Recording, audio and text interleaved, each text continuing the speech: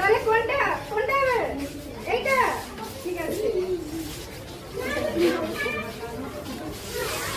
আচ্ছা কোন সময় দুর্গা পূজা হয়? শরৎকাল। আর কি কি হয় শরৎকালে? কি কি আকাশটা কেমন থাকে? আর কি কি ওখানে সেই সাদা মেঘ ভেসে ভেসে বেড়ায়, তাই তো?